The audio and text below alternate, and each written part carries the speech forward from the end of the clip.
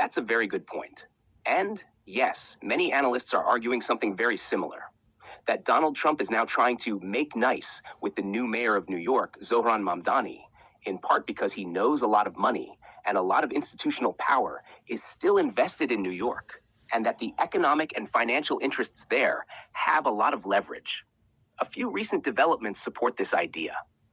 Evidence. Trump seems to be softening toward Mamdani and NYC after months of harsh criticism, calling Mamdani a communist lunatic, threatening to cut federal funding, and even signal sending about police/immigration. Trump agreed to meet with Mamdani at the White House. That meeting occurred on November 21st, 2025. The Washington Post. Following the meeting, Trump publicly praised Mamdani and said he would help him rather than try to cripple NYC, indicating a shift. Spectrum News NY1, Trump went so far as to say he'd feel very comfortable living in a New York run by Mamdani. Fortune. Why financial investment interests in New York may matter to Trump's decision. New York City, with Wall Street, real estate, business headquarters, corporate taxes, financial markets, and global commerce, remains one of the most economically important cities in the country. That financial power means many big money players have a stake in how stable, business-friendly, and internationally respectable the city is. As a real estate developer, businessman, and someone who has long cultivated donors, investors, and wealthy supporters, Trump likely knows that destabilizing New York, e.g. via harsh political conflict, funding cuts, or antagonizing local leadership, could risk backlash from influential economic actors. By engaging with Mamdani rather than antagonizing him, Trump may be hedging, preserving goodwill with business and financial interests that could support him politically or financially down the road. What this could mean: pros and risks for Trump.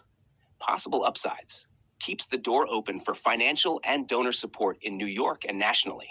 Allows Trump to say he's playing fair, pragmatic, and putting national interest or economic stability above partisan fights, possibly earning him moderate or business class support. Provides him leverage to influence federal funds, regulations, or economic policy related to NYC and other big money states' metros, while maintaining cordial relations. Possible risks. Some of Trump's base might view this as betrayal or selling out, especially given his prior harsh rhetoric against Mamdani and progressive NYC elements. Aligning with a progressive-leaning mayor like Mamdani could create friction within his own conservative donor base. If Mamdani pursues policies that threaten real estate, corporate profits, or wealthy interests, that could still clash with Trump's or his backers' priorities, meaning the peace might be fragile. What this says about power, money, and politics in U.S. cities. This situation illustrates a broader truth. Control over major metropolitan economies, not just who wins elections, often depends on financial clout, investments, and economic influence. Leaders of powerful cities like New York or regions like Silicon Valley can push back against federal pressure if business interests unify behind them.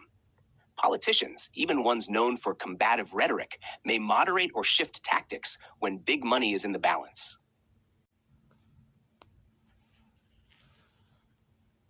Good request, Mark. Here are some of the major groups, wealthy individuals plus business investment interests in New York that appear, based on recent reporting, to have significant clout and whom Donald Trump might want to keep on side by making nice with the new Zohran Mamdani. Because these groups have money, power, and influence that could affect real estate, markets, and political economic stability in New York. Cash, key powerful money business groups in New York that could be motivating Trump's outreach, group, individuals, sector, why they matter, what they represent. The 1% billionaire donor class, real estate, hedge funds, media, tech, business moguls. Many among this class, including major financiers, landlords, hedge fund heads, developers, media tech executives, spent heavily, tens of millions, trying to prevent Mamdani from becoming mayor. Business Insider. Because they represent large capital, investment, and financial interests in NYC, their reactions to a hostile federal government could shape investment climate and economic risk. Real estate and landlords, property developers. These groups have the most direct stake in taxation, housing policy, rent regulation, zoning, development approvals, and federal funding. All things a mayor plus federal government can influence. Their capital and sway give them leverage over local and national policy. Financial industry and hedge funds investment firms. NYC remains a global financial center. Hedge funds, asset managers, investors, corporate headquarters. Stability or instability in federal-local relations can affect markets, investment inflows, outflows, regulation, and business sentiment. Trump may want to avoid alienating them. Corporate and business leaders, tech, media, businesses with HQs in NYC. Multinational or national-scale corporations headquartered or operating significantly in NYC, their interest is in stability, predictability, infrastructure, commerce. Aggressive federal versus city conflict could risk business climate, so Trump might seek to maintain at least some cooperation. Donors and political funding class, those who finance campaigns, PACs. The same wealthy individuals who opposed Mamdani or other wealthy donors have power in shaping national and local elections. Trump may view them as potential allies or future donors. Antagonizing them via hostility toward NYC could hurt future fundraising or support. Infrastructure, real estate, development. Backers, groups, companies involved in real estate, construction, development, infrastructure projects. These sectors often depend on stable relationships among city, state, and federal authorities. Supportive federal-local relations reduce risk for their investments. Why these groups could push Trump to change course.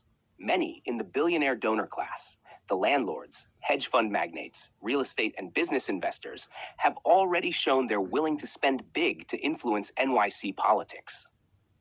Business Insider, because NYC remains a critical economic engine, finance, real estate, corporate headquarters, business, investment, destabilizing it, or threatening to cut federal support risks market shocks, capital flight, business pullback, outcomes that could reflect poorly on Trump's broader economic agenda. Capital flight, business pullback, outcomes that could reflect poorly on Trump's broader economic agenda.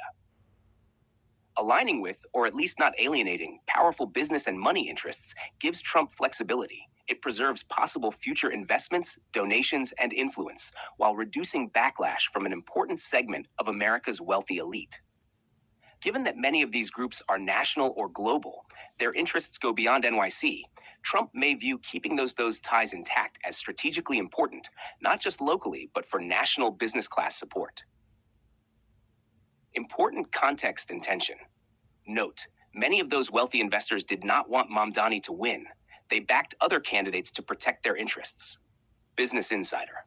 But now that Mamdani is mayor, the dynamic shifts. Rather than opposing him from outside, rich investors probably need stability and predictability more than confrontation. For Trump, that means maybe recalibrating his stance to avoid burning bridges and preserve influence. Trump, or his backers, also have their own business interests in NYC, real estate holdings, finance, deals linked to his company, that intersect with those of established wealthy New York interests. Those shared interests may motivate a softer stance. Defense 1. If you like, I can pull up a full list.